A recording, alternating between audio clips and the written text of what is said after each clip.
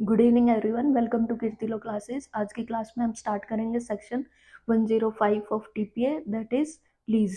तो what is lease? तो एक राइट क्रिएट किया जाता है इमूवेबल प्रॉपर्टी में to enjoy such property for certain time, and वो टाइम पीरियड कैसा होना चाहिए? एक्सप्रेसली और इम्प्लाइडली एक्सप्रेस होना चाहिए या डिफाइंड होना चाहिए in the lease deed, and for time period of perpetuity, मतलब इनफाइनाइट पीरियड के लिए भी लीज हो सकती है।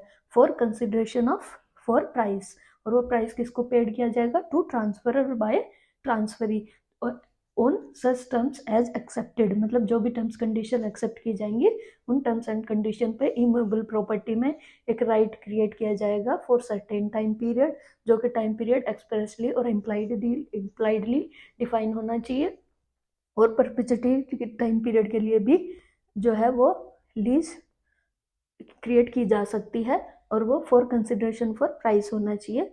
और जो ट्रांसफरर होगा वो उसमें कौन होगा? उसको हम क्या कह सकते हैं? लेसर कह सकते हैं। जो ट्रांसफरी होगा वो क्या होगा? लेसी होगा।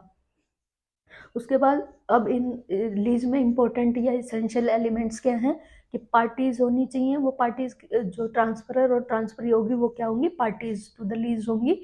और पार्टीज कैसी होनी चाहिए? जो कि कम्पिटेंट टू कॉन्ट्रैक्ट हो, वही जो है लीज की जो डीड है वो क्रिएट की कर सकते हैं। उसके बाद जो सब्जेक्ट मैटर है वो सिर्फ इमूवेबल प्रॉपर्टी हो सकती है, मूवेबल प्रॉपर्टी को हम लीज पे नहीं दे सकते। उसके बाद जो ड्यूरेशन है वो प्रेजेंट में भी हो सकता है और फ्यूचर में भी हो सकता है। कैसे कि हम बोल देते हैं कि जैसे आज अगर 24th ऑफ नवंबर है तो 24th ऑफ नवंबर 2024 को लीज क्रिएट की गई है, वो ये क्या है? प्रेजेंट है। और फ्यूचर में कैसे हो सकती है कि जैसे 1 जनवरी 2025 से जो है वो लीज क्रिएट की, ये क्या है? फ्यूचर है कि 1 जनवरी 2025 को जो है वो प्रॉपर्टी जो है वो लीज पे चली जाएगी, तो ये क्या होगी? फ्यूचर होगी। ड्यूरेशन क्या हो गया? फ्यूचर में हो गया। उसके बाद जो इसमें डेट होगी, डेट जो जिस डेट पे लीज जो क्रिएट की गई है और जिस डेट पे लीज एंड होगी, तो वो दोनों क्या है? फिक्स्ड होनी चाहिए, और वो जो है लीज में डिफाइंड होनी चाहिए। उसके बाद जो डेट होगी, कमेंसमेंट डेट जो होगी वो क्या होगी? जो वो डे होगा वो क्या होगा?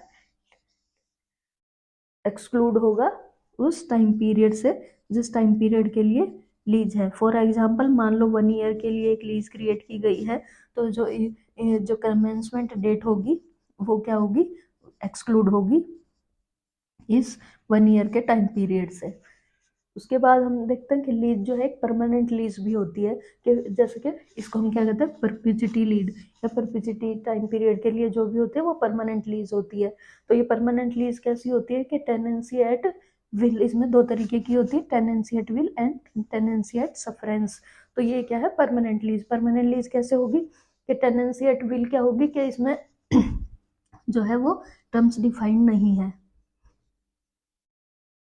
टर्म्स मतलब टाइम पीरियड जो है वो डिफाइन नहीं है। तो वैसे तो ये जो है लीज जो है वॉइड होगी, लेकिन अगर पोजेशन डिलीवर किया गया है बाय द ट्रांसफरर,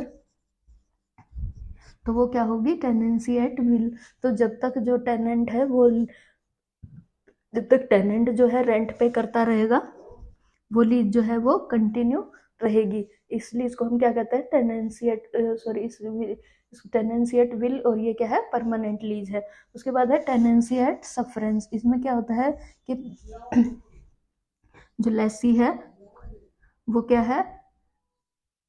प्रॉपर्टी को पजेस उसने जो है प्रॉपर्टी को पजेस कर रखा है विदाउट कंसेंट ऑफ लेसर और ओनर, या जो भी ट्रांसफरर है, विदाउट कंडीशन जो है वो विदाउट परमिशन या विदाउट कंसेंट जो है वो पजेस कर रखा है प्रॉपर्टी को, जो कि प्रॉपर्टी पहले लीज में दी गई थी। और तो उसका टाइम पीरियड जो है वो एंड हो गया है, लेकिन फिर भी जो है लेसी उस प्रॉपर्टी के पोजेशन में है। तो इसको हम कहते हैं टेनेंसी एट सफरेंस। तो इस ये भी क्या है, एक परमानेंट लीज की कैटेगरी में फॉल करता है। That is all about lease. इसके बाद हम नेक्स्ट क्लास में देखेंगे कि लीज, जो प्रॉपर्टी लीज पे दी गई है तो उसमें लेसर और लेसी के कुछ राइट्स होते हैं, तो वो राइट्स क्या क्या हैं वो हम नेक्स्ट क्लास में स्टार्ट करेंगे। Thank you.